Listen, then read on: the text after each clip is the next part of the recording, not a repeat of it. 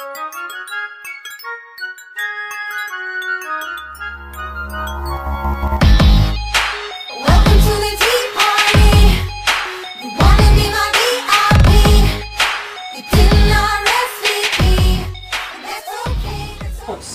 the issues in Indiana being radically different from the issues facing the nation.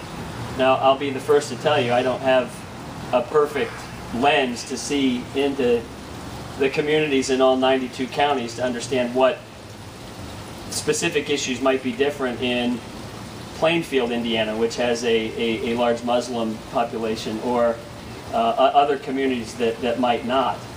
But I think the application of our system of laws, and reinforced through our faith, is the approach that we need to take for Indiana as well. And I'm just, if you're aware of a situation that you'd like me to address specifically, I'd be happy to. I'm just not aware of the separation between what's occurring in Indiana and elsewhere. I think if I were to hazard a guess, I would say we're probably in a little bit better position than some other communities nationally. I don't believe anybody should be required to join an organization simply to pursue their desire to work.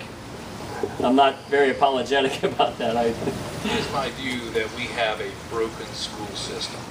And I cringe at even calling it a system because systems work. But the school system, and what is government's role in fixing it or stepping away from it to help parents get a better education for their children in our local schools?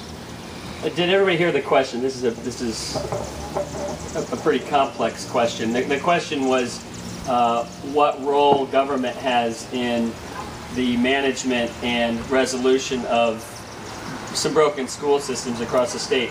First, I'll say the Indiana Constitution is unique in that we're the only state that has a constitutional mandate to manage public education. So that brings with it both a responsibility and a challenge. The responsibility, of course, is that the state is ultimately responsible for the delivery of a quality education.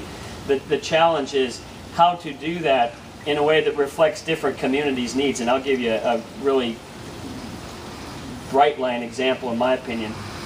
The needs of the community where I grew up in Jasper County.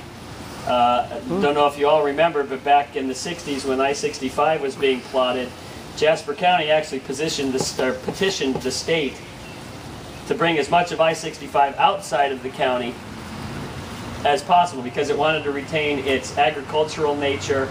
The demands of the community were much less than, let's say, the inner city of Marion County. Well, fast forward 30 years, and the requirements, the educational requirements for the community of schools inside of Jasper County hasn't changed that much, and yet under the existing one-size-fits-all solution of education reform, those students would be subjected to the same I-STEP requirements and educational curriculum that a college-bound senior at Carmel High School is required to attain.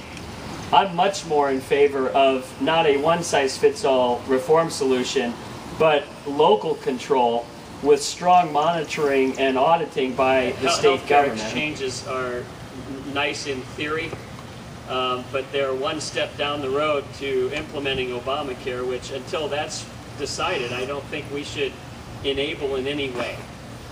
Right. Including the acceptance of funds that require us to act in a certain capacity. I'm not advocating secession from the Union. However, I do think that we need to take every possible step to push back on those issues that compromise states' rights. And that would be my commitment as governor to do that, because I think the stakes are just too great for the republic going forward. And Indiana is one of those states that we all have the commonality of purpose and shared values that we should be doing that. And for those of you who are history buffs, Indiana has played that role in certain seminal events along the course of the nation's history, where we just stood up and said, no, not going to go there. And I think this is one of those instances where we need to do that with the healthcare exchange and a variety of other issues.